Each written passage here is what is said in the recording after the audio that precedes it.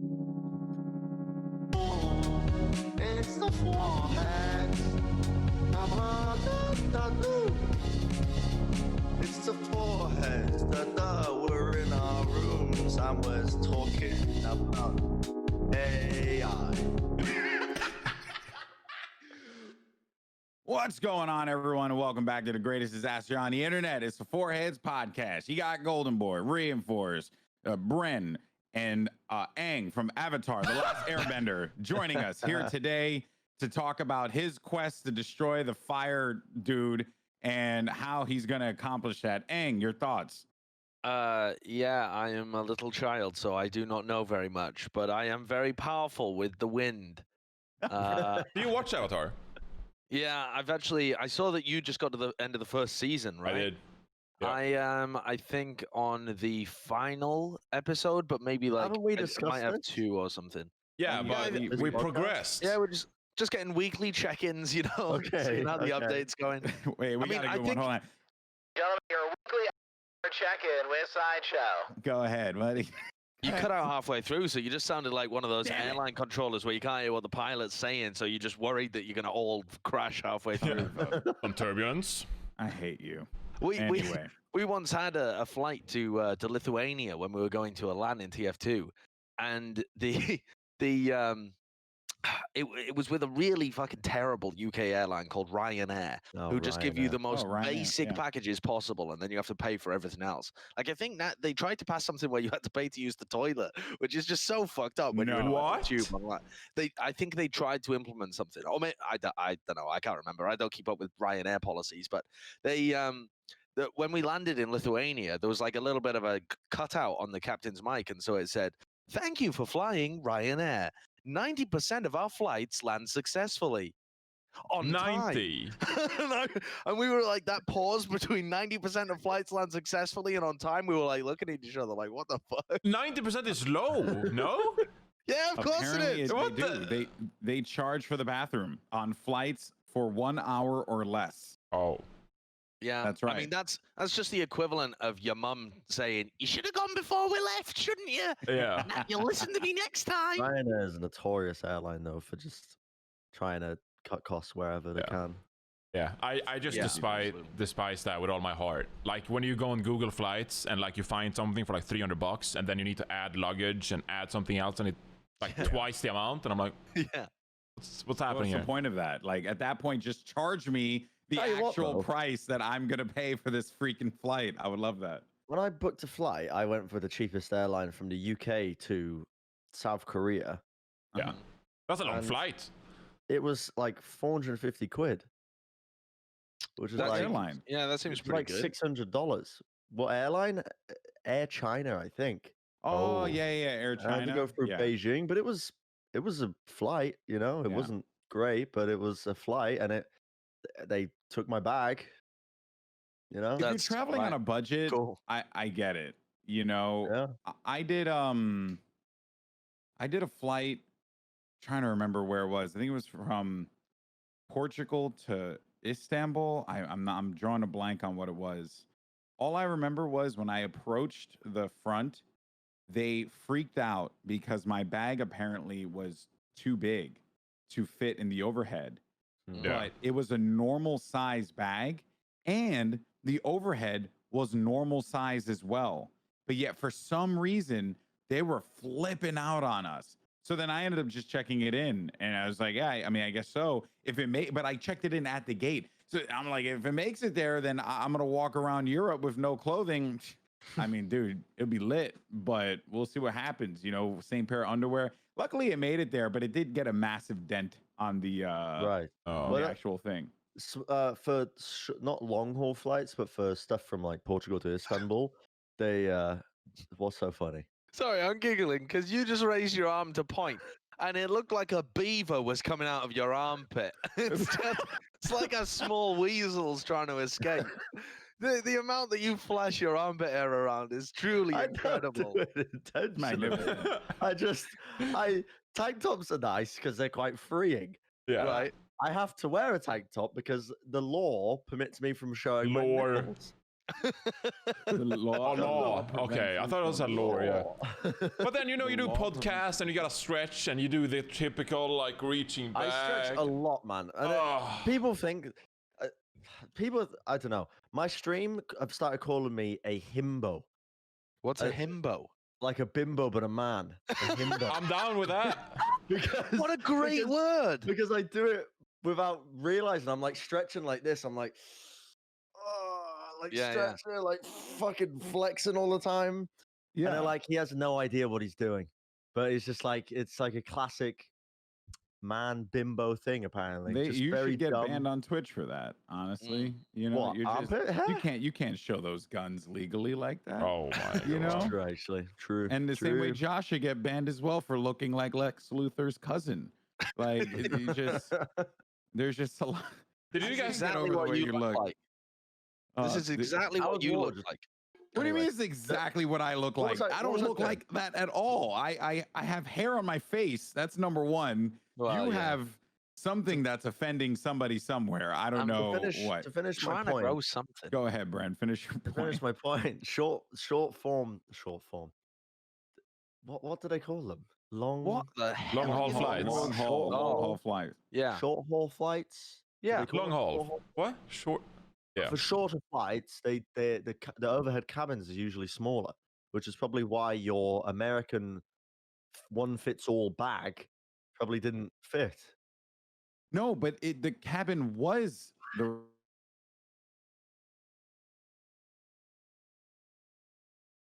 Oh boy.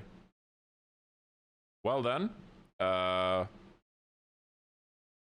suppose I will be saying my first words this entire podcast. We're 7 minutes in. I have yet to really talk about anything at all. So I'm happy that God gave me this one moment where Discord quit out and left everyone disconnected. I will continue to bring you guys updates whether Discord is working or not. I am sure that a WhatsApp message is inbound. There we go. Right. There's some leaks. Were you recording? Are you still recording? We're back. Yep. And I did a small monologue talking about with myself, with the viewers, and issues sorted out. Just disconnected, I guess. I don't know. Wait, did only I quit out, or the entire business? It was only you. That's never happened before. You just disappeared and went offline. We thought, I don't know, there'd been a explosion downtown and your life had been snuffed. Well, is that the first thing you go to? Like, no, the internet didn't quit out. There was actually an explosion. Johnny is dead.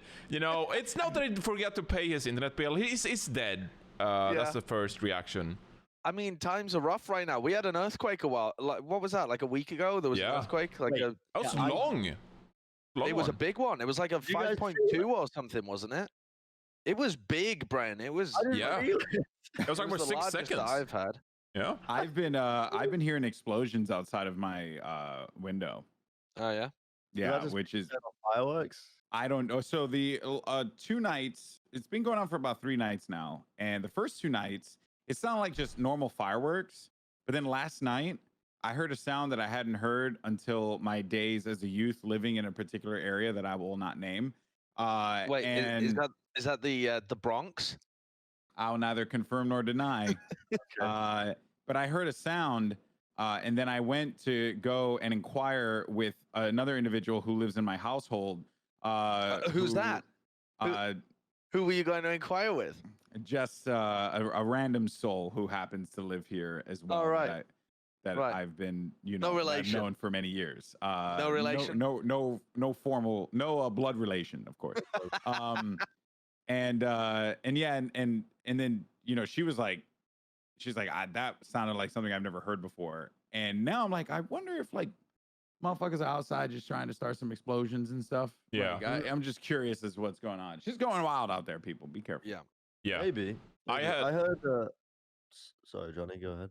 No, I just gonna say, like, we had insane fireworks downtown, and I'm trying to find a video of it, and it sounded like, I don't know if you ever seen one of those like anti-missile systems that like track missiles in the air and then shoot them down. Been acquainted with them. I've seen that. What do they call it? The Israeli military has them. They call them like the Iron Shield or something.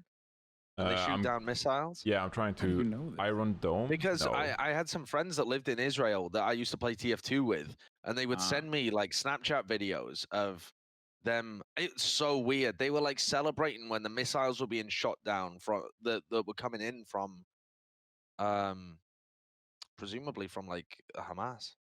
Phalanx, close-in weapon actions. I'm trying to find some shit. But anyway, it's unbelievable technology. So Bren is going to be able to tell his story soon. I just went way down south.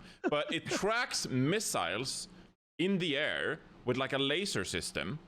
And then it automatically just shoots rounds like machine gun and tracks the missile in the air and shoots the missile before it comes to the ground and explodes. Oh, that's different. It's absolutely nuts. And this thing going off like a machine gun, it just sounds like the most unbelievable thing ever. I'm gonna try to find a video, but Bren can go on and talk about what he wanted to talk about. Yeah, I can't really. You can't beat that. No, I mean, it was regarding there was like a post going around of people trying to sleep in like Texas or something, and then hearing the sound of explosions. It was in a city roughly when a lot, like, I mean, the protests are still going on, obviously, but during the height of it, if you will, I guess. I actually don't know if it's even died down. I think it's actually I think it's getting bigger, or like has been getting bigger within the last week. There was more and more people. So maybe the height is a incorrect way to describe it, but near the start of the protests last week, people in Texas were trying to sleep and they were just hearing explosions like during curfew, and they were like, "What the fuck is going on?" And it was like repeated explosions, quite audible. And some people were like, "Yeah," it was like conspiracy theories going around. I know it's like I like to talk about conspiracy theories. I don't know if I believe this one, but apparently some people believe that the military or the National Guard or the police or something were playing these loudspeakers of constant sounds of like explosions to keep people on edge with it. But then the news was reporting that it was a bunch of thieves going around the town and taking advantage of curfew to steal from ATMs. What's so funny? And why would thieves, who notoriously have to be quiet in order to avoid attention, be setting off loud explosion noises as they rob ATMs? Because you mean that they were blowing up ATMs? Blowing up ATMs and stealing the cash inside. You mean to tell me they haven't figured out a silent way to disable an ATM to take the cash inside of it? Ink packs in that taint the money. So then the idea is to blow them up. I've never robbed an ATM. I don't know. Are you sure? There's a lot that goes into this that tells me that possibly the media is full of shit and that they weren't exploding, and maybe the media or maybe the military or whatever were. Let me try and find it because I'm talking out my ass, man. Where were you at the beginning of the protests? Were you? Did you happen to take a cheap flight where you have to pay for a bathroom? On Ryanair to Texas. Did you happen to do this, Brand? I could protest, but I choose not to because not because I don't believe in the cause, but because if I'm arrested, I will be deported. Yeah, I'm trying to implicate you for stealing ATMs.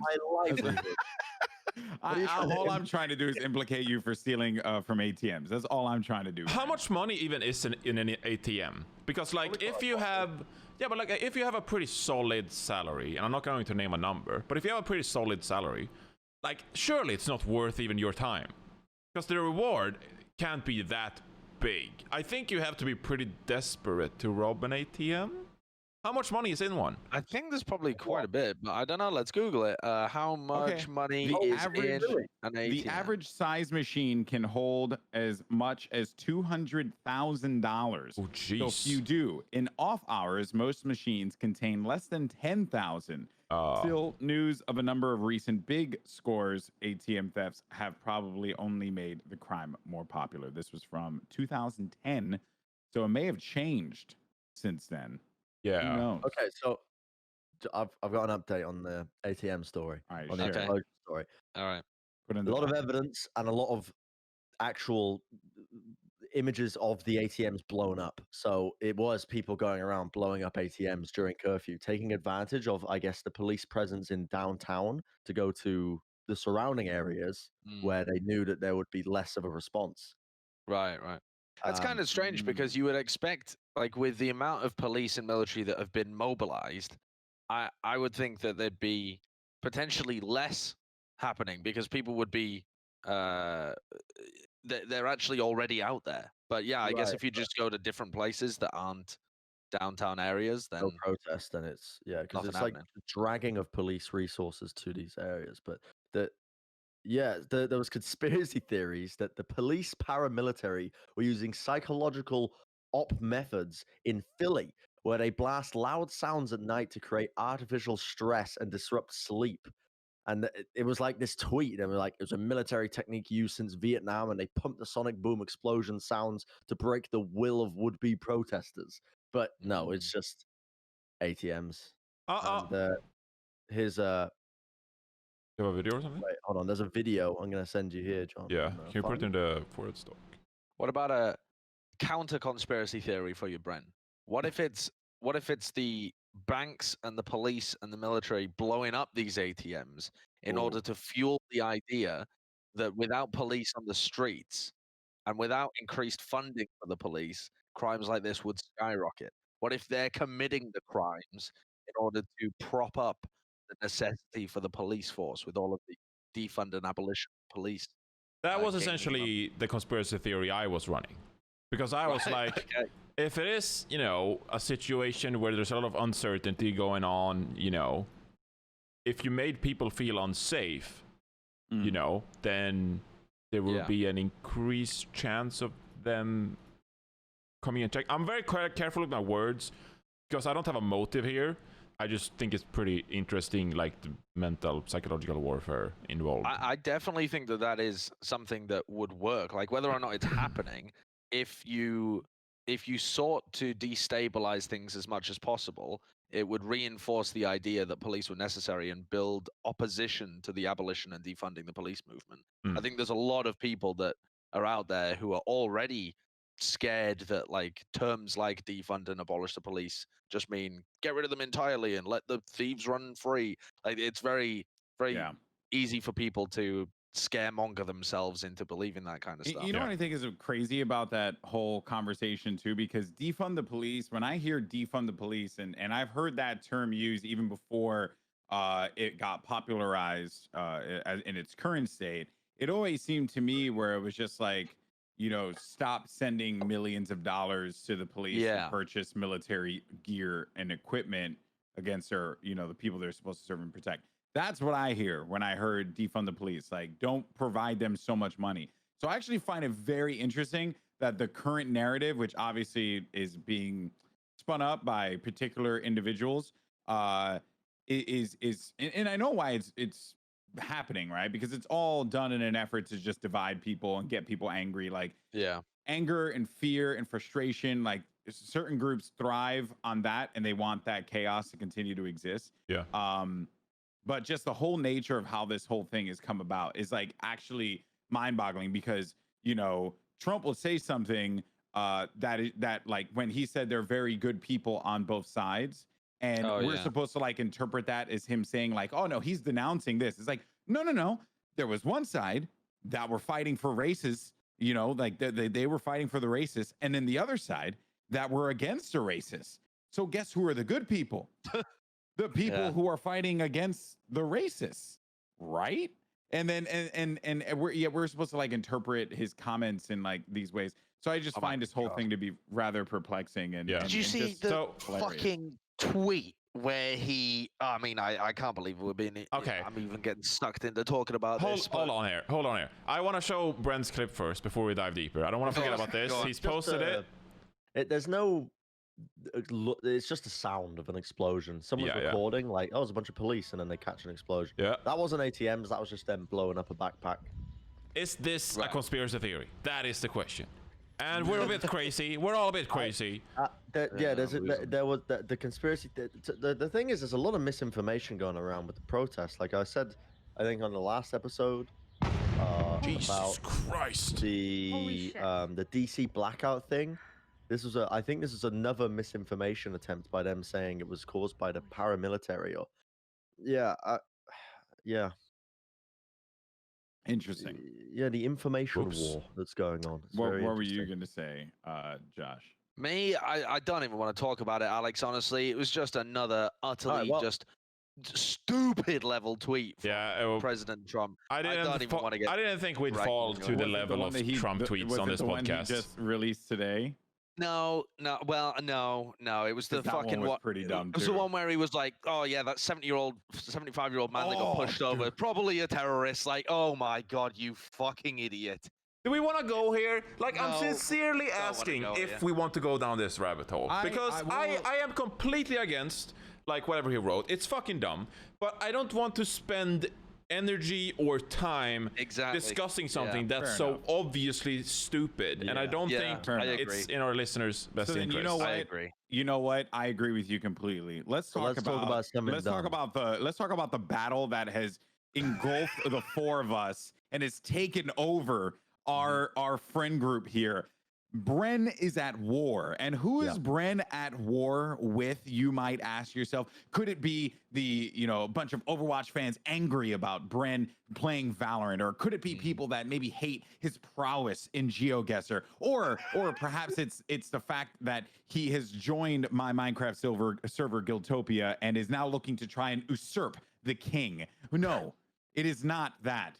Bren is at war against the ants. And Bren, I need to know what the hell is going on with this now thing. This battle has been occurring for about 2 months now, and so how do I explain this? I'll start from the floor is yours. The floor is yours. Can you play some Skyrim combat music, Johnny?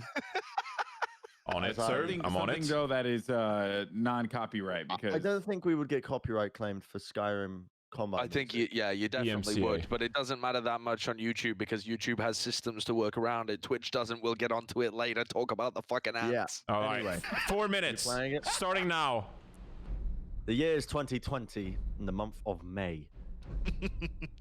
I enter the kitchen looking to create a tea and honey to rest and recuperate my voice after a hard day's casting. What do I find?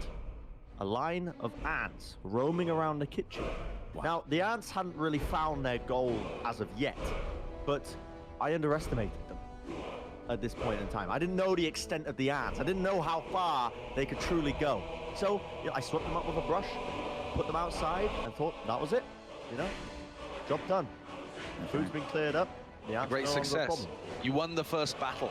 You nailed it. Josh, if that was a battle, then my God. That was not a battle. That was a mere skirmish in the war. Those were the scouts to probe out my weaknesses, to probe out the food sources. The next day, I go into the kitchen and I find pandemonium, chaos, broken across the kitchen. They had found weak points in the walls of our kitchen near the pool table and near the patio doors.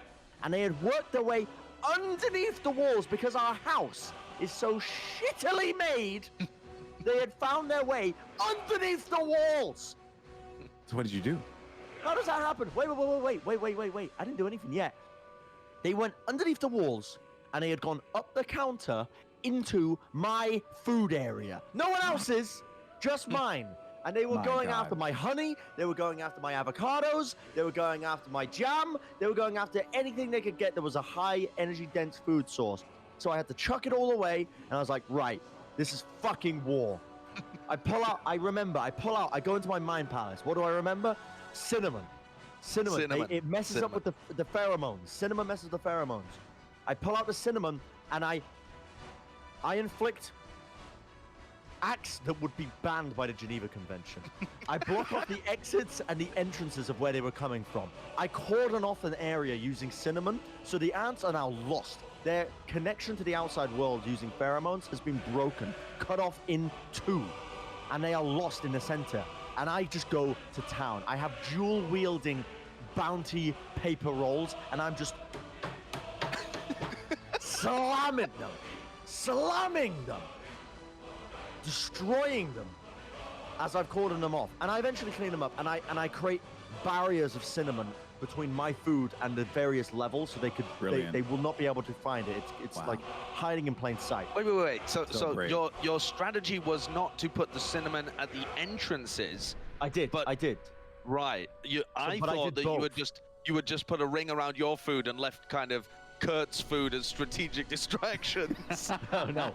I cut off the entrance of where I found they were coming from with cinnamon. I doused it. I used half a pot of cinnamon, which is a lot of cinnamon. That is. Quite a bit. But also calling off my food areas. I cleaned it up. I killed the ants. I swept them up, and I thought that was it. They wouldn't be able to find it anymore. I thought I had blocked up the area because I had used cinnamon to block off the entrance, and I thought that was it. How little I really knew. How naive I was to think that the Ant War of 2020 would be over in such a short battle, because I think we have a mega colony underneath our home. I am not just a colony, joking. but a mega colony. The biomass of ants I have murdered would it would be written in the record books for ants. It is absurd. I have killed so many, and I thought it was over. It was not over. It was anything but over. I had won the first battle, but the ants came back with a vengeance, because once again they sent out their scouting parties, and they had come on. And do you know where they were coming through, Josh? They were coming through your old streaming room. Again, underneath the walls. The house is so shittily made. All of the wall, there are gaps underneath it. There are gaps leading to the outside. So they had found themselves in, and there were thousands of ants that had basically, for some reason they were mainly trapped into Josh's room, but they were going out and once again trying to poke and prod at my food sources. So what I did was I created a barrier, much like, in Poltergeist films, they create a barrier of salt to stop spirits from crossing the threshold. That also works for snails and slugs. I did that with cinnamon, but with your streaming room. I trapped them in your streaming room, or so I thought, because they were not using the first. Ants are like water.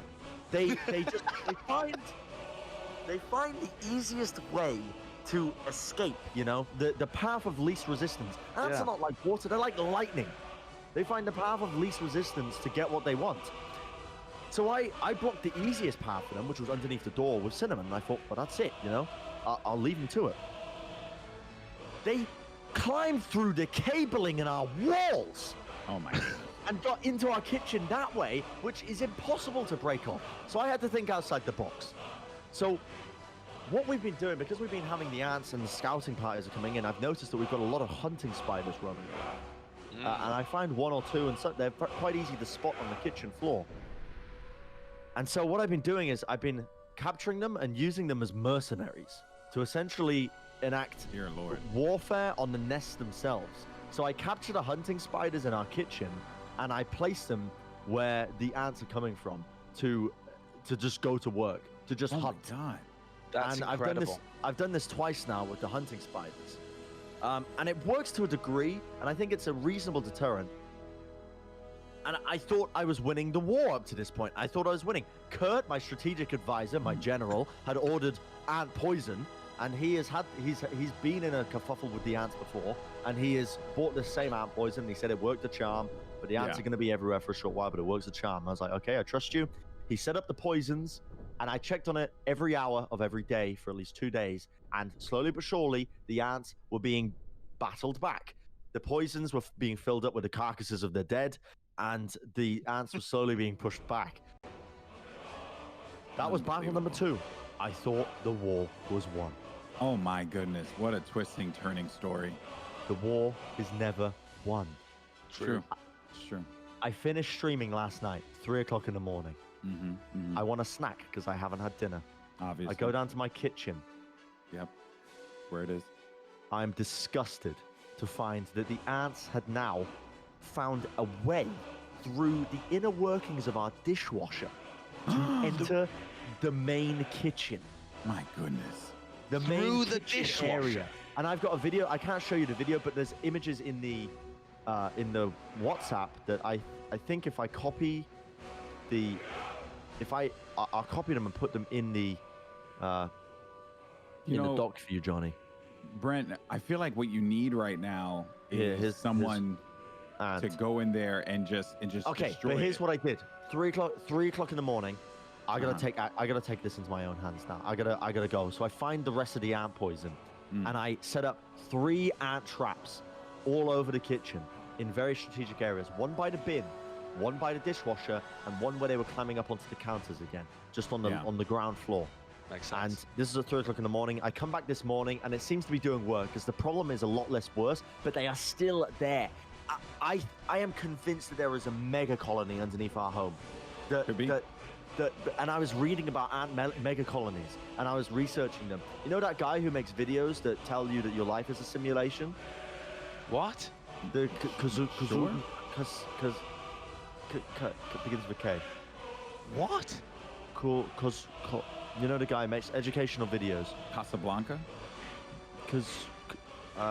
Kazooie? Banjo Kazooie? No. We lit simulation. Kurzgesagt. Yes, Kurzgesagt.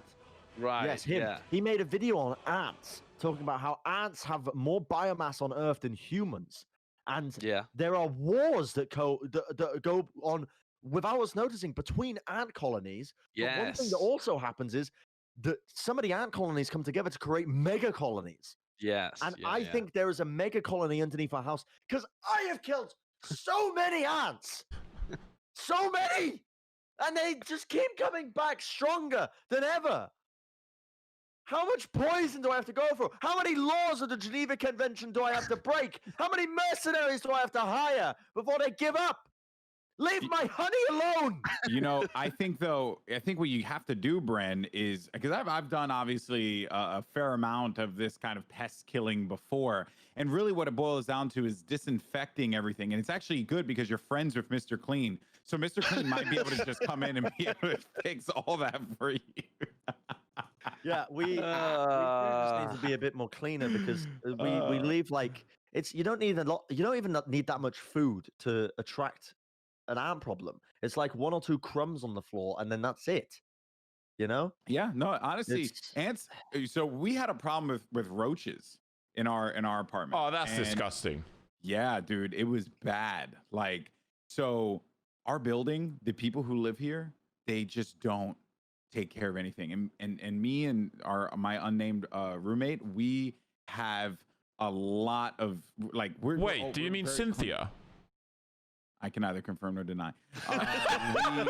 We're very like clean people, and yeah, dude, and we fought off like this crazy ass infestation. But I'm like hands and knees, dude, just freaking scrubbing things, and then I found like some poisons, and I I got some other things that stop them from breeding, and I put Brillo pads everywhere, and it just you got nutty. things that stop them from breeding. Yeah, dude, there is a. I mean, that's just brutal. That's dude, you gotta stop it at the source, dog. Wow. Hey man, it's their choice, right? It's their choice.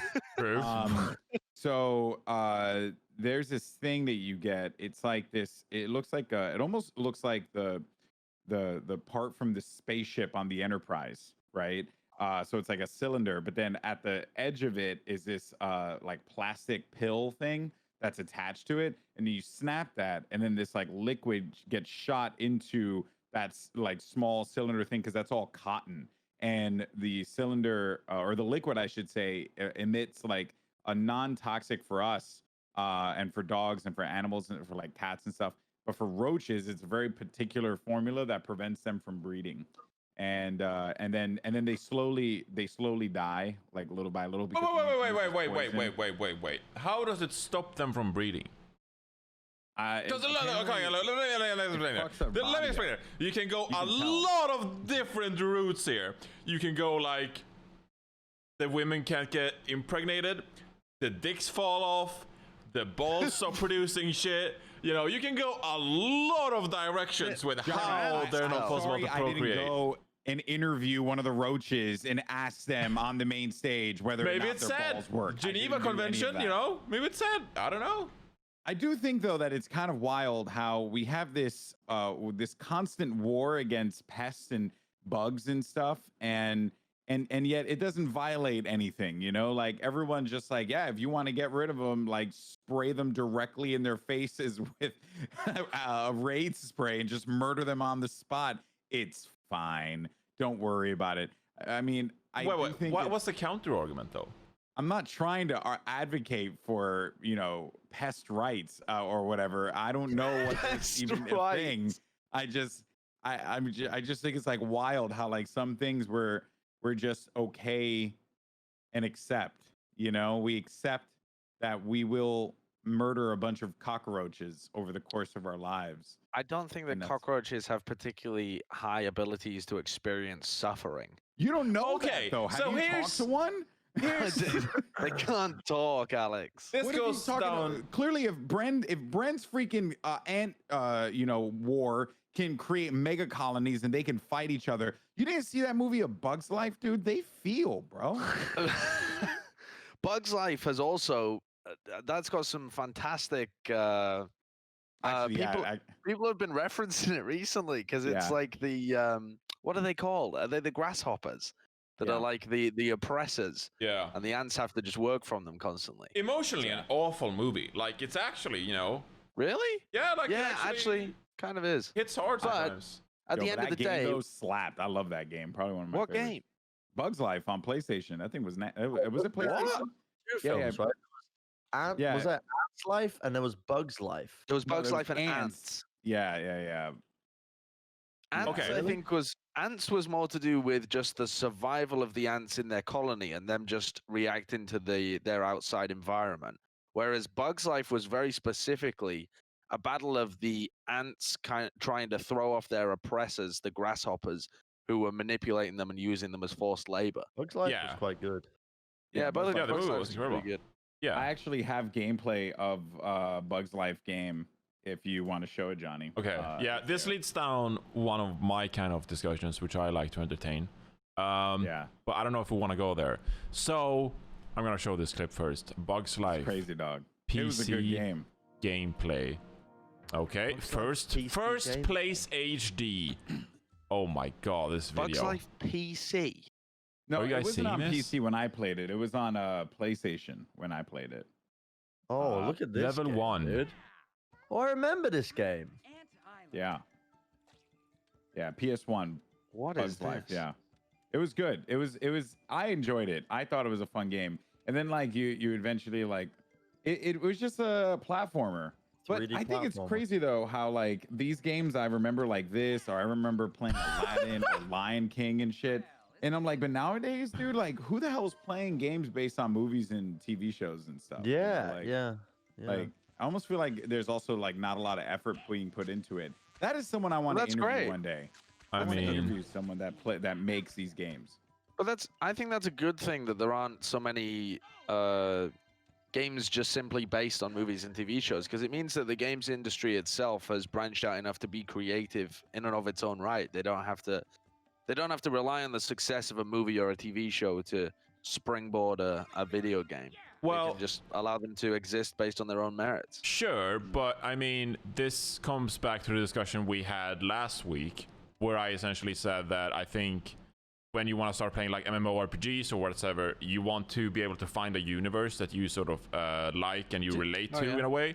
And I think if people have a favorite movie, that movie is probably based on books or whatever, but that is a universe in and of itself.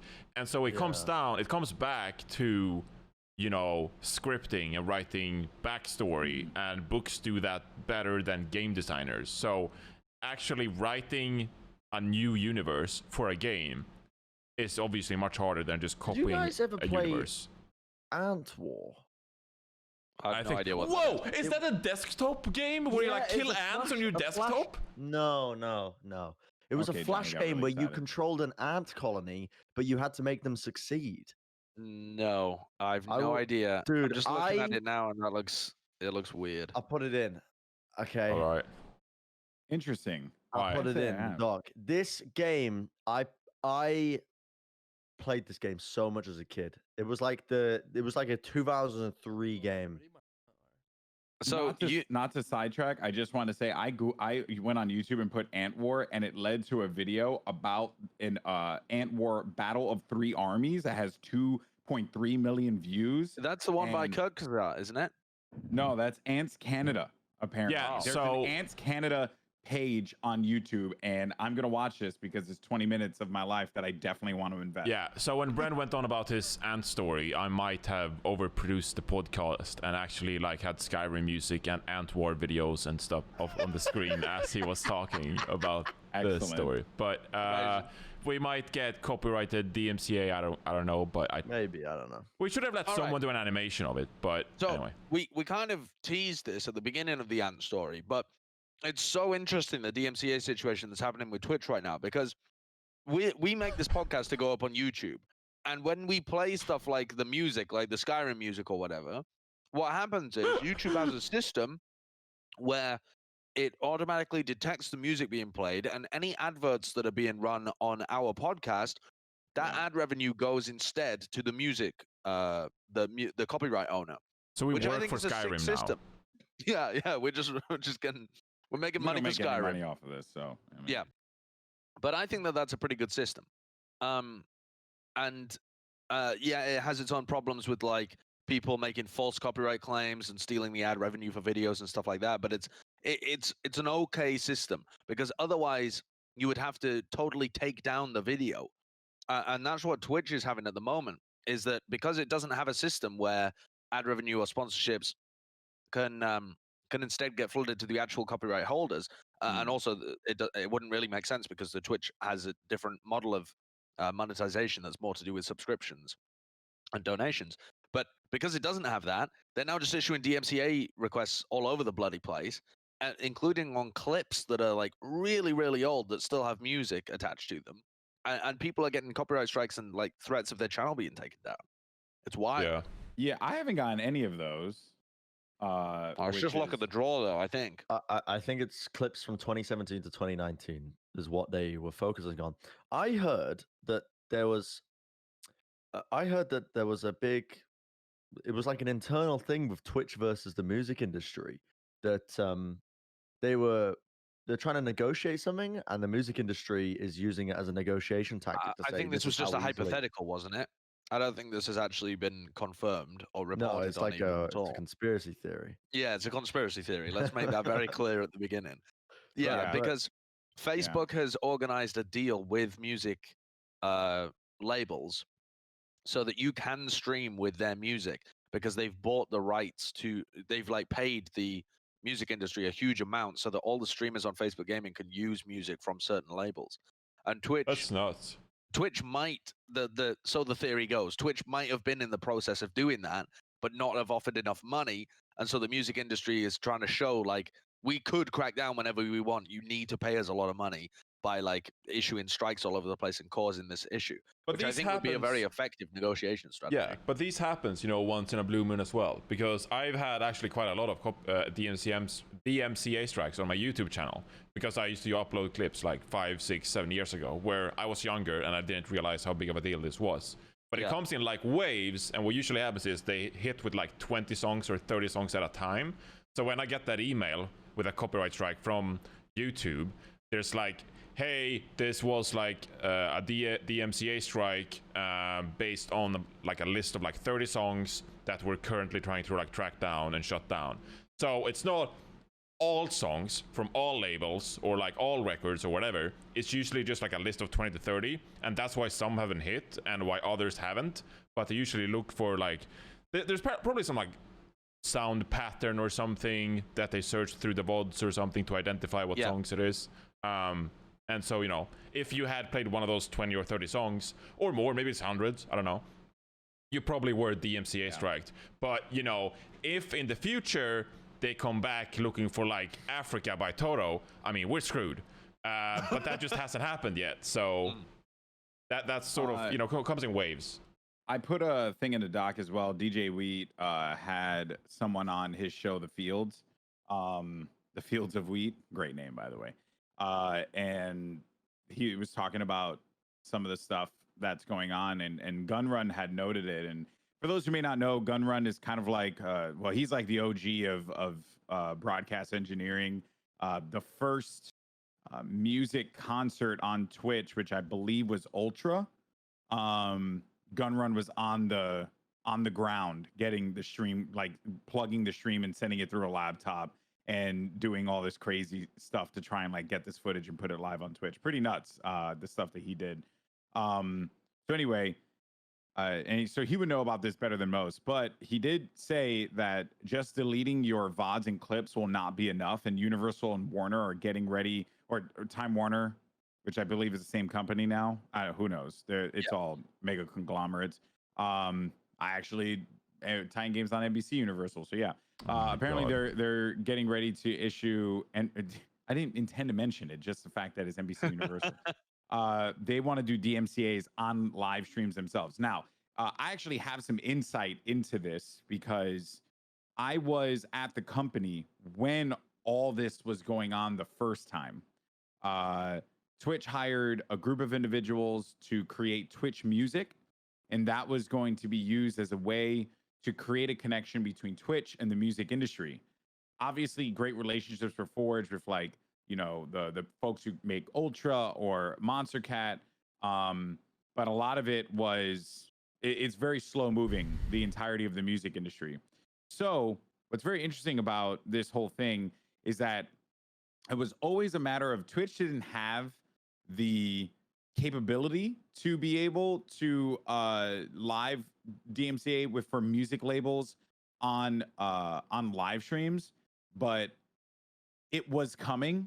This is coming. Like, this thing is going to happen because the music industry always wants their cut of whatever it is that's out there, even if it's against the artist's wishes, which I think is the interesting part about this whole thing, because you have people who would blindly, like, I will never understand people who blindly defend a mega corporation. Like, that is very weird to me. But obviously, like, music is in a very weird place right now, with record sales not being nearly as prevalent as they used to, or physical record sales not being as prevalent as they used to, streaming becoming a bigger thing and all that. So it all is kind of in this weird nebulous space because technology's been moving so fast, and music, the industry is like so far behind, but yet music is also leading on the technological front for so many different things, like Spotify, for example. So I always knew that this was a thing, but the thing around The Office was, you are taking a risk streaming and using music on your stream that is copyrighted. That was always the thing. If the labels came around and said, oh, hey, Lyric, you're using our music on your stream and you're making a lot of money, we want a cut of that. Thank you. Twitch couldn't do anything about it, but they also never really enforce it on top of which is also very odd. Everything about this whole music situation is very, very odd, but not surprising given how the music industry is, given how Twitch has kind of been a little sucky when it comes to communication, and then given how there's a lot of distractions right now. So this makes sense for them to try and strike while no one's paying attention. So I don't think just anyone really thought about the clips thing in particular, because you probably know better than me, Goldenboy, but there probably is like a delete all VODs kind of button or something like that. But, you know, when this all happened, Tim the Tatman was like, yo, I need like a button to delete all my past clips. Because like he is a giant streamer, gets so many clips every day, and now he has to manually go through and delete all of these clips, or someone has to. And I'm like, that's not really fair from Twitch to not have the foresight. It's also legally, I don't think the onus should be on Twitch, not on streamers, because clips are it's a tool that is provided by Twitch to create these clips from other users. I think from a legal perspective, I was reading a comment. I don't know if I can find it, but from a legal perspective, in the court of law, it doesn't really hold up that the streamers should be held accountable for this. Because I don't think that's true. I think it's absolutely on the streamers. Don't you feel like it's like Twitch has swept it under the rug a little bit, though?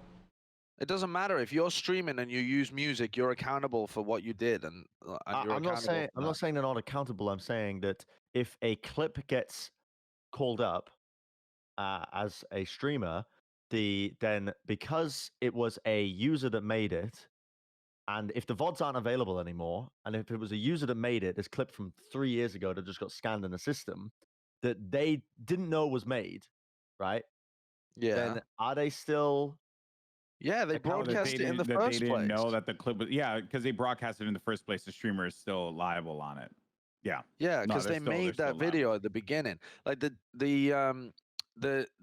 DMCA is the Digital Millennium Copyright Act, and Bryce Blum did I think it was him. Yeah, he did a really good thread about it. A thread where he was talking about kind of why.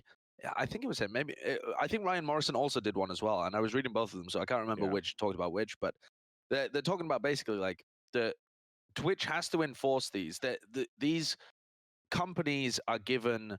They are not held responsible, which is fantastic. Otherwise, they wouldn't be able to do any of this stuff because you just can't. Like Twitch themselves would just be getting battered around the head with legal notices because they can't monitor what's happening in every live stream all the time. And so it falls to the individual users, and they are also bound legally to suspend people's accounts if they are multiple time infringers. That's just one of the things that they have to do by law. Otherwise, they lose their like immunity from it. Yeah. So but I think that it makes it the big problem with it though is that the purpose of the law and kind of the spirit of it is that if you get copyright striked once, you're supposed to change your behavior. And so there could be streamers that have completely changed their behavior already and aren't using any copyrighted music, that are just getting blasted over clips that happened years ago and getting their current accounts suspended, which I don't think makes sense and wasn't what the law was originally designed to do. Like the law was not designed with the idea that you would go back, years into the past and dredge up a bunch of evidence and ban people currently from doing things. Yeah. There's a lot of very murky waters here when it comes to this situation. But the thing is, though, is that it will just get worse for a lot of people. And I think that, a lot of people don't realize as well, like when you are streaming with music playing that you don't own and you're monetizing off of the stream, like you are liable. That's just it. I think Bren is obviously trying to like level it in his mind because he's based an entire series off of making anime theme songs his thing. But hopefully the anime music industry isn't going to come after you, Bren. I don't know if that's going to be the case. They are. They are. They are. The Twitter post that I saw was that the music choices that are being targeted, in particular, anime openings and 90s hip hop and rap. The only things I listen to. The only things I listen to. Yeah, dude. I think this was a direct nerf to my stream. Yeah, I also mine can too. just delete all your clips, right? Like I think there's something in the dashboard that has a clips and you can just delete. And then apparently they don't have that. So if you look on that thread, Gunrun actually links to someone who created a bot that will allow you to download all of your clips into, I think, like a compressed folder, and then it will alternatively delete that clip. It's kind of like a bot program that they made. Right. Yeah. And it's like someone also put it on GitHub too. So like if you're like not trusting of that individual, then you could just make it yourself if you have the ability, which is like easier said than done because I'm an idiot. Yeah. But I think it's just wild that we're having this conversation when we had this conversation with YouTube. And then you said something interesting, Bran, about how the streamer shouldn't be like involved. It should be the company. But that's kind of like saying like YouTube should just keep paying the creator, even though they're getting. I don't think the company should be involved. The only reason like these sites can even, the only reason Twitch and YouTube exist is because the copyright laws got changed, right? Yeah. So they wouldn't have to. Yes. The sort of liability wouldn't be on them. But I don't know. Yeah, I guess it's the fault of the streamer if they're streaming that content that they don't own. Yeah. But I do think that Twitch should come up with a solution something similar to YouTube as well, where they should allow the streamers to have. First of all, they should give the streamers very specific instructions about what they are allowed and permitted to do under copyright law. But that itself gets a little bit sticky because you're not even legally allowed to use game footage. If developers wanted to stop you using game footage, they could. Oh yeah, they could absolutely. issue. They just don't because it's good business for them. Yeah. But anyway, I think that Twitch should give their streamers much more control over clips and control over how they can how they can broadcast stuff. They should try and partner with music labels like Facebook has done to make it so that there's kind of choices that people can stream through. And I think that suspending accounts based on previous infractions doesn't make too much sense. I think this is what's going to happen. I think that here's my hot take. I'm gonna say two things. Firstly, regarding the clips, I 100% agree with you regarding clip generation. While clip generation is awesome and it has become a core part of Twitch's community-based infrastructure that they have kind of fostered, it is very disturbing because I'm trying to remember who it was. I'm not sure it was my friend Ava. It could have been Ava, but I'm not entirely certain. Apparently, like, people like make clips, random ass clips, and I would look through all the time and wonder why people are making random clips of me when I'm not saying anything in particular. But for her, she got up, and apparently the clip was literally the time on her camera when she got up. Of course. And like her chest showed when she got up, right? Because naturally you're getting up, right? Yeah. And then that was the clip. Yeah. 2 seconds. There's a lot of that those was the clip. Weird people. But the thing is that she has to go through all this shit. Yeah, right? just to find that one thing. And there were like apparently like 10 or 15 of the same freaking clip that people made. It's just, I don't know how they police it. I don't know how they fix it because I'm not an engineer. But dude, I mean, that's freaking odd. I mean, that's just a shitty situation though, right? Yeah, like, no, you're not wrong. You're not wrong. I just think it's why. That's just the nature of humans being shitty.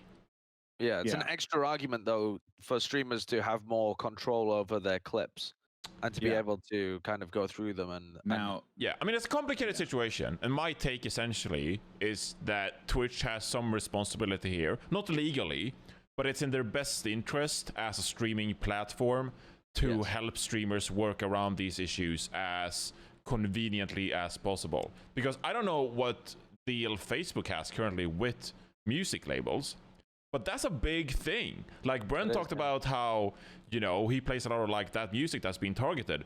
Same applies to me. Well, it's not necessarily, you know, 90s rap all the time or whatever. You know, A Tribe Called Quest is pretty good. But I place music pretty much all the time. And whether I like it or not, a lot of people actually come to my stream because I have chill music, old school music, and I play some Reinhardt, and they just like the vibes of that music and my gameplay. And so this is also like a big hit to me. And so if Twitch can't come up with a good solution and sign those music labels, and maybe other platforms get ahead, like Mixer, like Facebook, maybe that becomes a viable path for some streamers. And I'm not saying, you know, for me personally, but I know that there are a lot of other big streamers in that business of playing chill music, hanging out. I mean, Asmongold, honestly, is one of those guys. I mean, his stream is almost like 6-8 hours a day, flying around in World of Warcraft, waiting for bosses to spawn, and just listen to like a sick playlist. And I mean, if he can listen to music, that World of Warcraft gameplay instantly becomes a little more boring. And he has to be compensate and be more engaging as a result. So this is actually a big political thing for streamers and their streaming platform preferences. And if Twitch can't keep up with other platforms and try to sign good music labels or whatever, this might actually snowball into a much bigger deal for where partners sign with platforms moving forward. I put a doc, or I put a link to a website on there regarding the Facebook thing. If you want to click on that. Before we get into the article, as Johnny pulls it up, I actually think, now I'm probably way off base here, but I would not be shocked if what the solution is that anyone who wants to stream will have to use Amazon Music and link their account. Oh, that's smart. And then anyone else who is watching has to have an Amazon account. That's the clip right there. I could realistically see that. What does Amazon Music have? Everything. Amazon Music's like Spotify. It's the same thing, just like Amazon Movies and TV. You know, like it's all the same. Like they have the TV shows, and you know they recently released that watch party feature where you could watch Amazon, and now you could do that with I think almost every Amazon or everything that is on Amazon Movies. You can watch with your viewers now. But if you do not have Amazon Prime, you cannot engage with that, which a lot of people were like really pissed because they're like, dude, that means I'm just going to close off to a section of my community, which obviously I'm always like, so then don't use it, right? But then, you know, people are like, yeah, but it's a good feature. And anyway, that's an argument for another day. But I can realistically see them do a situation where they're like, if you want to listen to whatever music you want with no problem whatsoever, you have to be a member of Amazon Prime Music. And if you are good to go. Oh, also, all of your viewers have to also be Amazon Prime Music users as well. That hurts their bottom line, though, because they are pushing people away from the platform because you're not actually going to take most of your viewers and turn them into Amazon Music. Like that. Oh, 100% not. I just think that is... You could do it, yeah. I think like that dumb situation I could see it evolving into, essentially. But if they had... I feel like there would be... This seems like it would be a huge amount of technological work, but it seems like there could be a system where the stream has music playing via the website rather than via the streamer's own like system, and so whatever you're playing on Amazon Music is playing out to your viewers via Amazon Music, and they can only listen if they are members. I mean, it feels like we're inventing the future right here. Josh is like predicting the future. But that system already is set up with. Don't ruin your own intelligence right now. No, they've already. I feel like that's already happened on some website where you like sync up what you're listening to with somebody else. Basically, the audio channels are different, right? Like what you're actually, what your microphone and your game and stuff go through one audio channel. Yeah. You and can the other audio. Yeah, and your other audio channel is just the music, and your viewers would only hear the music if they're also signed up to Amazon. Yeah, I mean, you could just sort of make or create like your own radio station, and there are websites that allows for that, and then you can separate the audio channels in your stream. Because I know there are some streamers that stream, but they block out their like TeamSpeak or Ventrilo because they don't want to be. They don't want to be in charge of like others' comments in their Ventrilo or TeamSpeak or whatever. Yeah. So they block that audio channel out, and then you can just create a radio station, block out the radio station, and encourage viewers to go in and listen to your station. I don't know. Yeah. Sounds complicated, but we're innovating. I don't. Yeah, that could be automated via Twitch as well. I don't know what the situation with this Facebook deal is because I read through this. I'm gonna show the article. It says, so basically it says that it's a music lover's utopia for a while, an online ecosystem hinged on the love of songs, on the giddy joy of discovering blah, blah, that's all lines. Ironically, it's Facebook that is bringing music back to life on the internet. Facebook today, which that day was March 9th, announced a holistic partnership with Warner Music Group, which is one of the largest record labels, that will license the records label's music publishing catalogs for use in videos, messages shared by users on Facebook, Messenger, Instagram, and Oculus. The deal follows previous ones made with UMG, Universal Media Group, and Sony ATV Music, essentially now giving Facebook rights to use every mainstream song in existence. And today's announcement came to use. Now, here's interesting, because does that imply Facebook gaming? I don't know if it implies Facebook gaming, because sometimes things like that mean different things. Like there can easily be a section labeled in there where it's like, oh, but you can't do this for live streams. It specifically says messaging and what is it? Sorry. I know. Facebook, Messenger, Instagram, Oculus. I know it doesn't say it in this article, but a bunch of Facebook gaming streamers were tweeting about the fact that they have been specifically instructed that they can stream certain songs. Like they were saying that they can. I don't know that because I'm not a Facebook gaming streamer myself, but just from the sound of it, there's no reason to believe that it would be excluded. For example, with the Instagram stuff, that's the reason that you can choose songs to play on Instagram along with your stories, right? Yeah. They're legally allowed to do that because they've bought the rights for it and they pay royalties to the music companies. And I wonder how that impacts TikTok. How does that impact TikTok is what I'm wondering. Who knows? I don't fucking know. TikTok that's like their whole business is like music clips that people use. Surely they just don't care, right? It's a Chinese company. That's what my gut reaction says, but TikTok has enacted strict limits on the music and soundtracks that brands can access when producing content on the platform. So apparently there have been some restrictions. Yeah, it's very complicated, the music industry, because I mean this dates back decades where artists lost more influence in how their music was managed, how their music library was managed. And I mean, this dates back to when like Metallica was in like that argument with the download songs platform in like the 90s. I can't remember what that was called. Napster. Yeah, there was Napster. And you know, then people like started going against the Pirate Bay, what they were doing, and tried to shut them down. And then finally we got Spotify like 10 years ago or something. It just revolutionized literally everything.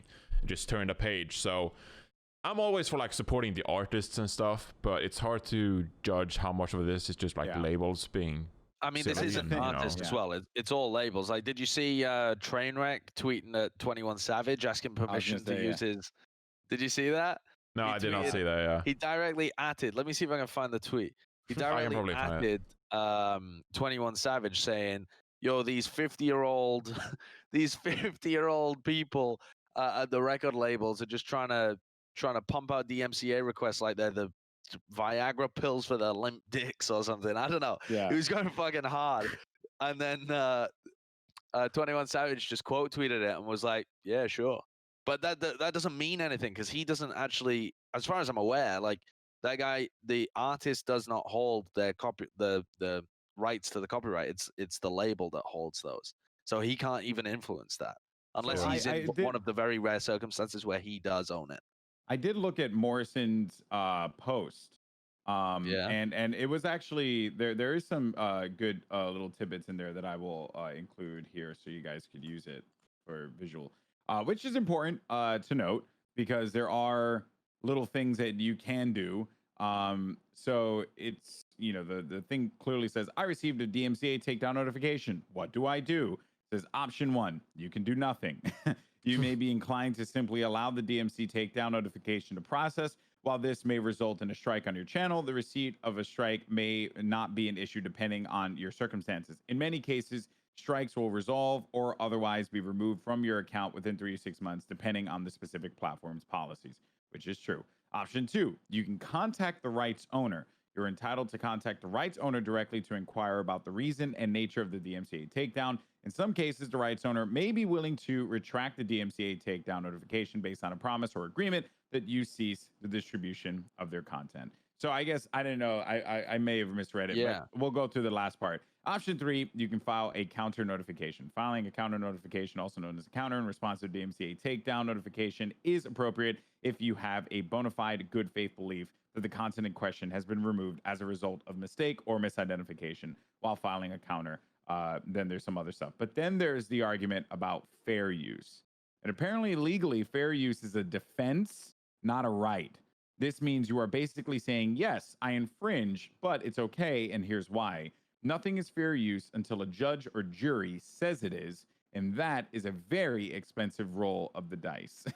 So that's also though, if they want to, that you're kind of playing chicken with a label at that point as well, though, because if you file a reinstatement claim, I believe that it does immediately get reinstated until they basically sue you. Yeah. So it's like when people go and complain about getting speeding tickets, and they're like, most of the time, if you complain about a speeding ticket, they just get rid of it because they can't be bothered investing the time to slap you with it. But if they do, I mean, you're just going to get boned in terms of legal fees. Makes me wonder what will happen with games. Like, you know, Ninja made so much money off of Fortnite. Obviously, that's a different circumstance because they have a skin in the game now, and I'm sure he's making Yeah. even more money from there. But also, Fortnite made a lot of money off the streamers as well, whereas that's never the case with music. I mean, I don't think so anyway. Like, the amount of growth in the music industry due to streamers can't be large. It must be tiny, like absolutely tiny. So it's just not worth it for the music industry to play nice. Whereas the gaming industry, I think it is in their best interest, because with that, it's just a great free marketing tool. That's true. My head hurts at this point. What We've does been this have talking to a do lot with about the DMCA. PlayStation 5. That's the question that I just was hoping someone was asking, Bren. Yeah. How much time do we have left? I mean, we're an hour and 10 minutes in, but All right, you know. let's spend 10 minutes talking about the PlayStation 5. Okay. So if I'll save my are... question that started back with the roaches. I'll save it for next episode. Because we can go deep. About how it stops the breeding. I imagine No. What was the question? It was about whether animals have consciousness or not. I mean, that's very simple. No, they don't. No, that's a whole episode. That's a whole episode, Josh. Wait. I disagree, Josh. I mean, so you're saying like that my little girl Stella doesn't have conscience? Cockroaches. Why do cockroaches don't, but maybe like dogs have? Because they have very different brains. Do bigger dogs have a bigger brain capacity than smaller dogs?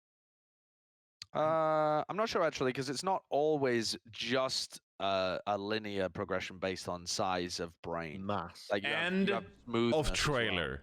That's the teaser. Okay. Let's next watch episode. the Ant War Battle of the Three Armies, and then let's come back and talk about whether or not they have consciousness. I want to talk about PlayStation. Go on, PlayStation. No. I know. I'm saying like we'll do that for the next episode. Anyway, PlayStation 5. What is it? It's a PlayStation, Bren. All right, so I don't know who put this in here and what the thing is. I put it on there. No, actually. So, there's a lot of hype for, so by the time this episode goes out there, the PlayStation 5 will have been revealed to the world. Hence why I felt like maybe we shouldn't spend too much time talking about it, because anything we would say would be past and it wouldn't matter because we would know things now. Yeah. But I do think now there's a few things here. Firstly, this was the canceled PlayStation reveal event that Sony canceled out, and actually probably I think also led the charge on a lot of this regarding Black Lives Matter, and in the tech space, saying like, hey, there are stronger voices that need to be heard right now. There are more important voices that need to be heard right now. Ours isn't one of them, so we're going to back away. So that was a great statement by Sony and by PlayStation as a brand, because they were right. And I think it was very important, because had PlayStation 5 gone ahead with their stuff, it would have been the talk of the town. And it actually could have stopped a lot of very important discussions from happening, especially given the last few weeks and how everything has unfolded. So there has been a lot of anticipation for this. And the reason why is because we're finally going to see what the hell this thing looks like. I hope. But wait, wasn't that like the vertical box or something? Was that Xbox? No, that's the Xbox Series X, which we've seen what that thing looks like. We knew about that last year because we got that revealed at the Game Awards, and it was like a really hype announcement that no one had expected. But with PlayStation 5, there's been a lot of like tech stuff that's been out there. We know what the controller looks like. And it looks, I don't particularly like the way it looks, but the original controller was shown with a white two-tone look. So it had white on the top and then black on the bottom. And a lot of people were kind of like they were saying like, oh no, that thing is hideous. But the reveal itself is apparently supposed to show us that as well as some of the games that are going to be on the horizon. So my question to you guys as PC Master Race people is, do you think in 2020 the significance of a new console releasing holds any importance to any of you? Absolutely. Really? Yeah. Interesting. Why, Johnny? Why is that? There are several reasons why I think consoles are successful. This was a pretty personal question, but screw that. I'm just going to go on my own rant. So I think actually that consoles is a fantastic entry kind of level to games compared to PCs, where PCs generally are pretty expensive, especially if you want to play newer games. Obviously, you can go back and play WoW Classic like I do and get away with like a $200 laptop. But if you want to play new games at relatively good quality, you have to pay a pretty large price for that.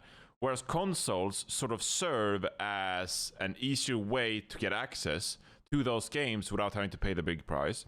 It also enables, local playing, where you can play co-op games with friends with many other consoles, like party games, etc. And I think it promotes a setting that desktop PCs usually don't do, where it's way more relaxed. You're usually in a couch, and you have a big screen, and there's pretty graphics, and pretty smooth controls overall. So I think that all of that comes together to create this console experience that I think actually promotes a very good side of casual gaming. And so I stand behind the decision of more consoles moving forward. That being said, are they better gamers than PC gamers? No. Wow.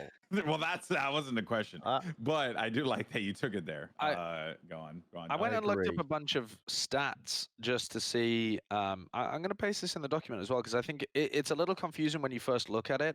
I'm going to put it right at the bottom. It's a little confusing when you first look at it, but it's very interesting once you dig into it a little bit more.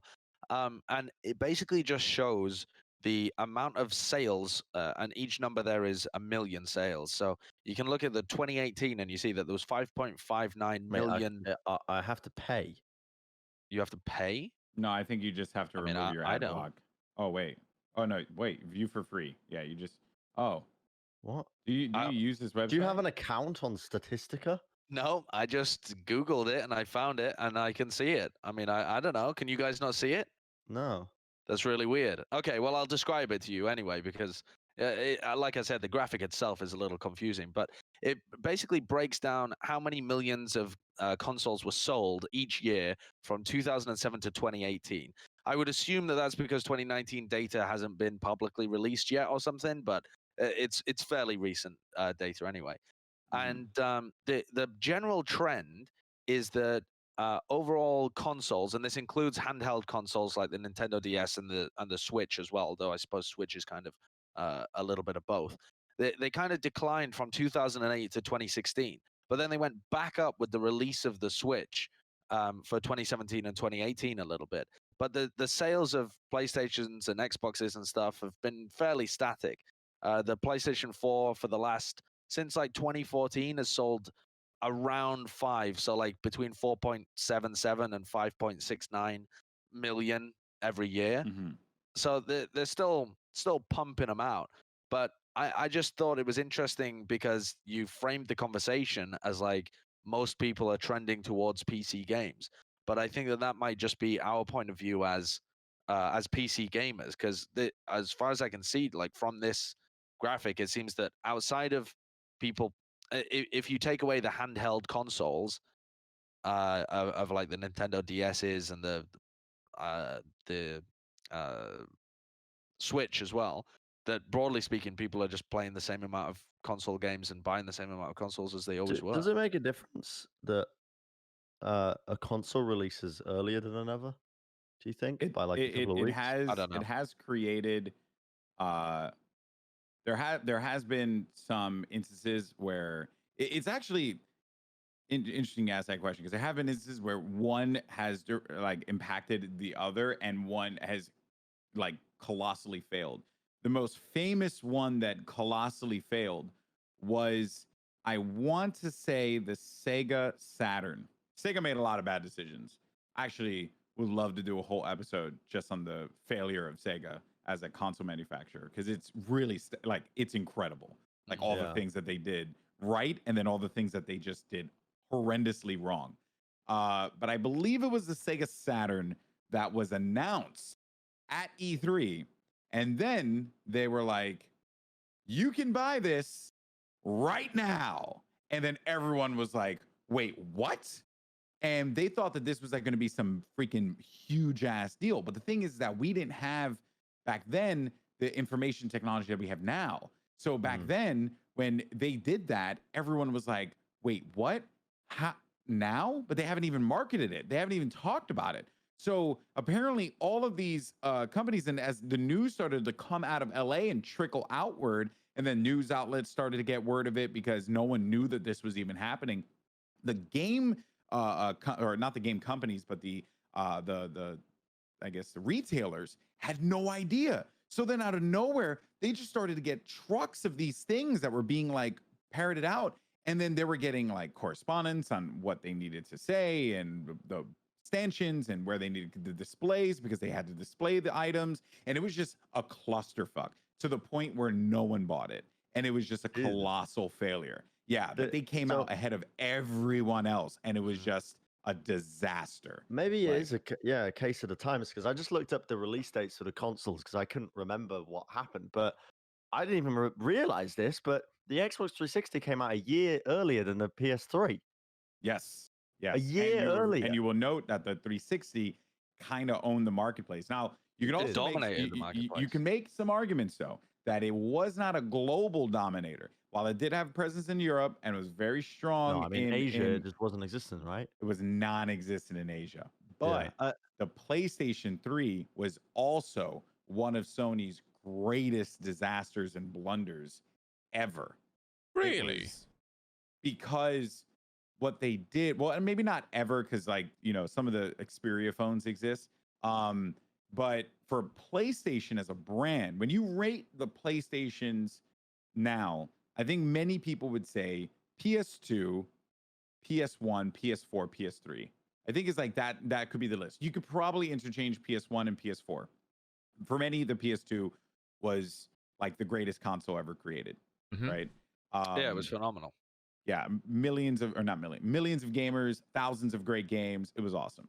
But what happened with the PlayStation 3 was that, one, they released something that looked like a toaster, which it looked like an actual George Foreman grill. Like side-by-side comparison, it looked like a George Foreman grill.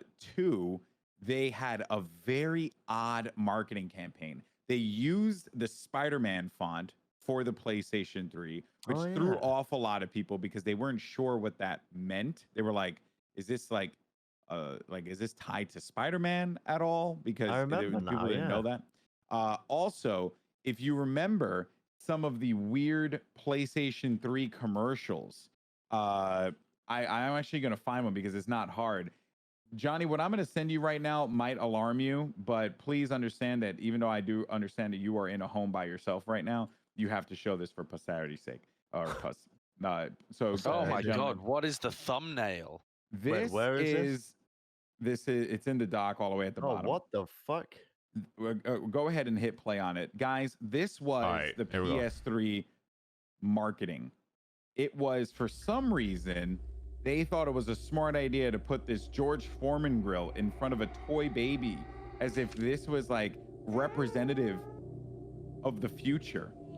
What we could expect. This is the creepiest shit. Yeah.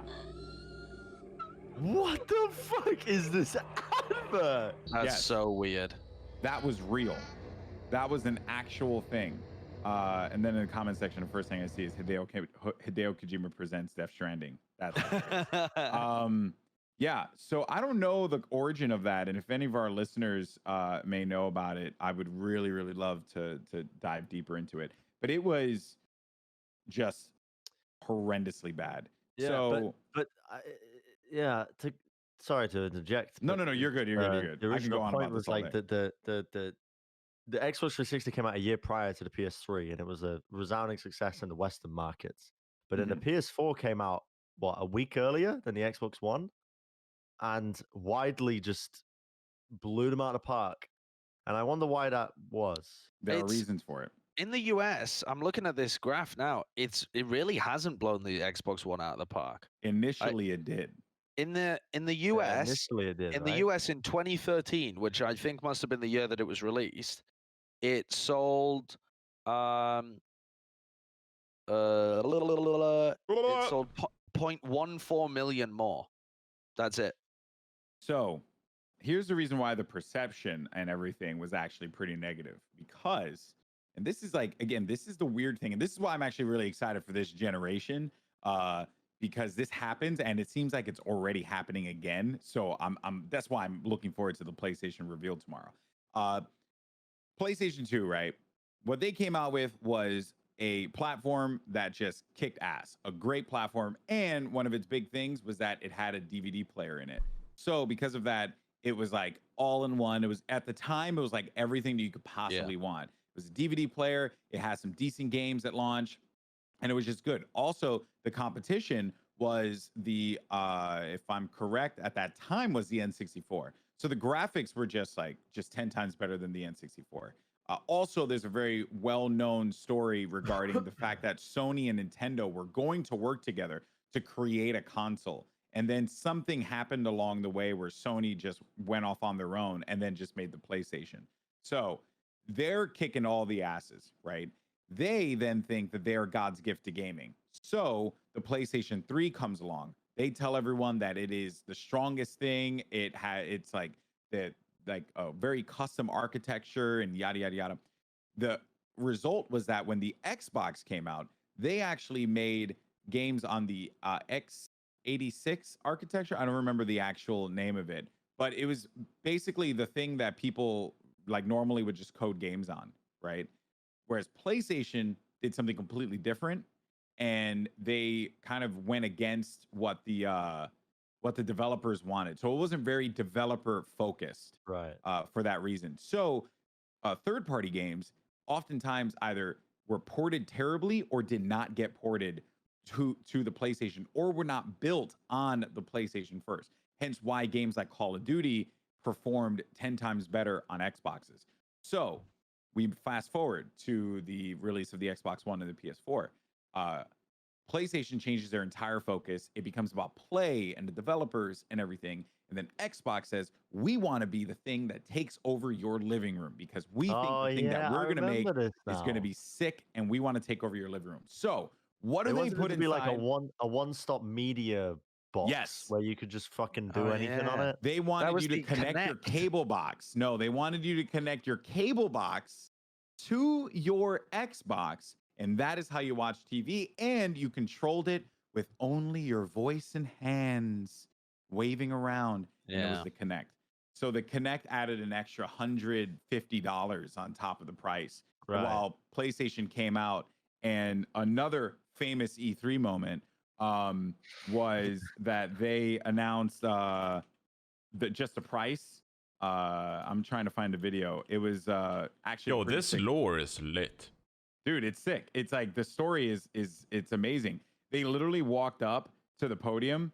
It's like 1:04, and then they just said, "By the way, the price is $400," and then they just walked away. And then that was it. Meanwhile, the Xbox was charging you $550. Yeah, for some absurd amount of money. The price is so important for consoles because it does occupy that niche of gaming where people you wouldn't be able to buy a good PC for $400 that could play games that at that kind of level. Like, okay, it runs at like 30 FPS. I think they sell it at a loss as well. Console. Do they? Yeah, most times they do. Yeah, they sell it at a loss. And then the other thing that they did too was that there was no digital check-in. That was the other big thing with the PlayStation. Xbox was getting just ass blasted because you needed to be signed online with Xbox Live, whereas PlayStation 4 you didn't. And once they said that, like, you can actually check this announcement. I remember that. Yes. They had a huge amount of applause because Microsoft was like really doubling down on pirating. Because another fun fact, the Xbox 360 is one of the most pirated consoles of all time. And it's one of the reasons why in Latin America the Xbox is so popular, because a lot of people pirated their consoles and got all the games. Yep. In 2006, at the time of PS3's launch, each console was sold at a loss of around $240 per console. Yeah, man. The Xbox 360 lost about $125 per console when it launched in 2005. Yeah. What the hell? So they can build they gotta build up the user base, and then they presumably make the money back on the services. No. They make the money back because the parts inside of them get cheaper as time goes on. Okay. So their manufacturing costs go down. That's mental. I never considered that before. That eventually balances out. Yeah, that the price of a console to make goes down over time because the CPU and the graphics card and stuff gets cheaper inside of them. So you start off by selling them at a loss, and just try and impress people and then make the money later. That's a bonkers economics. That's insane. That explains why the Nintendo Switch still costs. I mean, I don't know if it applies to them, but it would explain why they won't lower the price of the Nintendo Switch, because they're like making money finally. Yeah, if that applies. I never understood that ever before. That's actually blown my mind. I did not understand the economics of the consoles in that kind of way. So what else do they make money from? They make money from live services and peripherals. But I think that the majority of their money comes, in terms of the console, comes from being able to sell huge amounts, and then you only lose money in the first year. So let me read you this article. It's about the economics of gaming consoles. It says, in 2006, PS3s lost $240 per console. The Xbox 360 lost $125 per console. The Xbox 360 earned a profit per console within 1 year, and it still carries. And the life cycle of each console is 6 to 8 years. So you lose money in that first year, but you make large amounts of money for the next 5 or possibly 8. Like, depends how long or 7. Depends how long the console actually lasts for. Yeah. So you want long-lived consoles that are really popular at the beginning, or really popular, but carry on their popularity over a long period of time. So that introduces the question to me whether they're stalling the launch of new consoles because of price or because of technology. Like, are they releasing PS5 with the latest technology now because it's technologically available, or because the PS4 is starting to dip? Or because the PS5 parts are at a price now where they can finally utilize it to sell consoles. Yeah. I don't know. Is the technology or the money the limiting factor? That's the question I want to know. Yeah, it must factor in, right? They also make a lot of money based on the games that they sell as well, obviously. Yeah. But yeah, they create licensing deals. That's also what sells consoles. That's one of the reasons why exclusives are such a big thing. But also, like, we're now entering into a new age with consoles that, like, No Man's Sky, for example, just announced, or Hello Games, the creators of No Man's Sky. It was a very famous PS4 game that had a horrible launch. And it's like one of those, we were talking about it before we went live, like those success stories that you have, like with Rainbow Six, where the game just had a terrible launch and then bounces back. No Man's Sky is essentially like that kind of a game. It bounced back super hard, and people don't notice. People still think No Man's Sky is trash. It bounced back incredibly well. There's a documentary on YouTube, like 40 minutes, like the entire history of No Man's Sky. And now it's at a point where it's super popular. And that's it. They're adding crossplay. So this thing that was essentially like they would call them, oh my goodness, there was a name for it, where like it was just like a really hype system seller. No Man's Sky was that game, because it was like you could travel and discover galaxies, endless galaxies, and it was like such a sick concept. Yeah, what did you do? What did you do? Killer app. They used to call them killer apps. I don't know if they still call them that, but anyway, now crossplay. Now crossplay is a thing. So really, like your exclusives are going to become more important than ever. And Microsoft seems to be taking this like very odd approach where they're just saying like, hey, we have games that we're making like Halo that are going to be awesome games, but we're also releasing them on PC at the same time. So they're not really an exclusive. But if you have a good PC, you can play Halo Infinite. And if you own Halo Infinite on PC, you also own it on Xbox.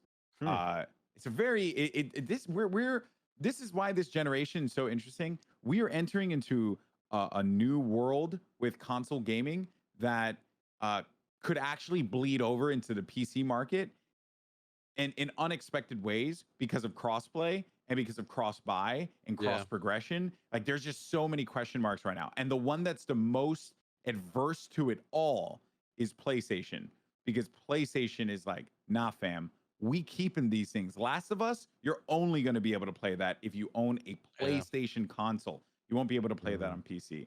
So, unless you have PS Now in like the future. That's how I play. And then there's cloud games. Cloud games is becoming a thing too. That's a bit work in progress. I mean, it's happening. I don't think Stadia like launched very well. Oh no, I'm saying like being able to purchase your games and then take them to wherever you want. That's essentially what PS Now is. Like, you can play it on any PC. It doesn't use your PC's processing power. Yeah. You're playing it on a cloud. Oh, yeah, that's right.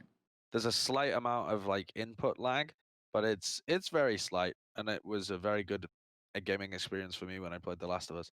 Yeah. So we'll see, man. But this is just so you guys know, fun fact about me. I always wanted to be a video game journalist. That was that's the whole reason why I got into games to begin with. I used to write blogs and talk about news because I love the industry of video games. I love the entirety of it. Not just esports and not just like one company or something. Like I love the business of video games. I always found it to just be so fucking cool. You were one of those people that grew up reading magazines and stuff about it, right? Yeah. It's like I would get my copy of EGM with the E3 coverage, and I would like go through it. And it's crazy because like a lot of the people that wrote those now are like peers of mine, like friends of mine, and it's just like whoa, like this is nuts. Like Dan Shu, or he's like one of the big writers for EGM at the time. I know him.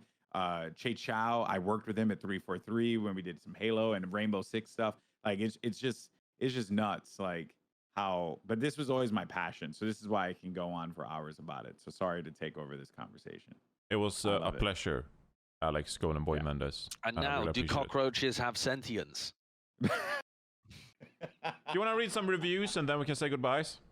Sure, John. Are there any reviews? I don't even know. But maybe you guys should leave 5-star reviews. Yeah, leave one. Also, I'll check out the YouTube to see the YouTubes. I'll check that out. I sound like such a freaking boomer saying that. I do want to say before we get into some stuff. I thank you to everyone who listened to our last episode. Obviously, and the title was really well done, by the way. Police brutality, racism, and sugar gliders, which encapsulated the episode very well. And I think it created a great talking point. People came into my chat, our communities, and talked about it. And I actually think it was pretty dope. So thank you guys for that. And as far as reviews go, did we get anything here? We got one on the 6th.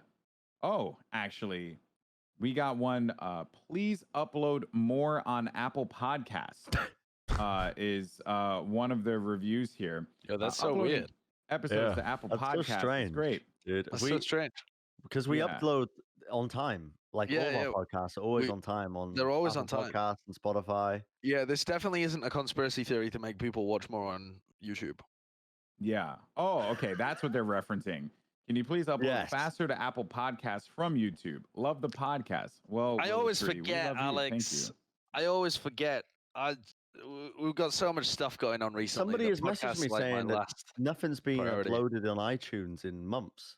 That's not true. I don't know. Someone messaged me. They were like, "Can you please upload?" Is the latest plat chat up? I don't think so. Well, the latest plat chat was yesterday, and I was busy yesterday, so no. But actually, it will be today. I'm looking right now, and it says the gang talks video games, but our other episode isn't up right now. Which one? The one from last week? Yeah, the one from last week. I think we're missing 2 weeks of plat chat. No. Maybe on foreheads, not plat chat. Forget that other show no one cares about. That happens to be more popular. But anyway, what? Yeah, I'm looking right now, and the last upload was May 27th. And no. Yeah, no, maybe. Yeah, that was 2 weeks ago. Yeah, that makes sense. Why are you uploading them so slowly? I'm not uploading them deliberately slowly, Alex. I'm not trying to sabotage Spotify and take away their bottom line. It's just a lack of competence on my part. Lack of competence on your part. Johnny's going to take over it. Johnny's kindly, what's the word? Kindly requested to take over it because I'm thoroughly incompetent at uploading the podcasts. So from now on, it's not a kind request. It's more like a coup d'etat. It's more like it really was. Yeah. Okay. So from now on, if there are problems with you Spotify listeners, blame Jonathan. Tweet him at Reinforce and Apple say Podcast too. They have problems. Oh, it's everywhere, mate. It's everywhere. So everyone has a problem with I it. don't even know where they go. I don't have any info. We'll sort this out, Josh, but blame me starting the 12th of June. As soon as you hear this, blame Jonathan. The last episode that was released. Oh my god, this is like a work review. This is like a work audit. Performance has been poor. Was released on Plat Chat. Oh my god. Was the May Melee recap? Yeah. On the 26th of May. Yeah, again, that was 2 weeks ago. So I just missed out the ones from last week. Well, you know, if it makes you feel any better, Josh, I haven't been able to actually find time to actually produce my solo podcast. And it's been like, I took on the dumbass task of trying to watch every single esport, and it's fucking impossible. People giving me shit for eating. I need more time as well, and I don't have enough time. I need more time. I'm thinking of just like, is it? Oh my god. Is yes. Are we all doing too much? I'm not gonna say it. I'm not gonna say it. Say it. No, I was gonna say, is it morally reprehensible to hire? I was gonna say children, but I don't mean children. What I mean is my little brother. Like, is it a good thing to give small children in your family jobs, like little jobs? Or is it just exploiting child labor? What is this job? What would his the job would be? I would just tell my little brother that he needs to upload things, tweet things. He would essentially become like my social manager and also monitor like podcast uploads. He's 14, I think. I don't know why I'm looking at Beth like she would know more than me. No, but he might do it better than me because I've been failing. Why not hire a regular person? Because I could pay him less. That's unbelievable. That's your reason. No, because it's good to help those close. I'm trying. No. You just trying to pay people nothing. Get out of here. I'm just trying to exploit people. Real talk though. I've been wrestling with this myself. And I've contemplated because you have somebody that helps you constantly, right? No. You do. No, I don't. Cynthia does something, right? An Animal Crossing professional player. Who does all of your social media? I do. So you'll notice that Instagram hasn't had anything for like a while, and that's because my roommate who handles that part of her name is Cynthia. I keep trying to bait you into saying her name. She's an Animal Crossing pro player now. Right. So there's nothing I could really do you pay your wife for her Instagram posts? I don't think I've talked about that person on the show. Is it just forced labor? Is it your roommate? The individual obviously does not have to worry about rent. What are the labor laws in Puerto Rico? We are talking about you. Hello, roommate. I'm not talking about I'm not talking about a spouse. You're just a person that happens to live here. Wow, this is really insulting. Is your roommate from the Bronx? Huh? Well, I'm trying not to so that people don't get mad at me about saying it again. Anyway, that's it, guys. You must have a very stable marriage if you're able to look her dead in the eyes and say, "You're just a roommate. You're not a spouse." I'm not talking about any of this right now. Is it The Rock? Yeah. Bro, this is your XQC impression? Oh, yeah. God, you guys are the worst. Is that it? Are we wrapping up? Yeah. All right, guys. We need to have a hard talk after this sideshow. This is leave us a like if you ever hear this on Apple Podcasts or on Spotify. We would love to hear from you. You can't on Apple Podcasts or Spotify, Alex. Review. Shut your face, you terrible uploader. If you happen to be watching this on YouTube, thank you so much. Make sure you give us a subscribe there, like it there, and all that good stuff. You can check us out on our own individual streams, whether it be on Bren, Sideshow, or on Reinforce, or myself, Goldenboy FTW. You can check us all out on Twitch. We stream fairly frequently, and we would love to hear from you. Also, as a leaving note, I am married. Her name is Cynthia, and I'm from the Bronx. Suck it, bitches. See you later. Peace.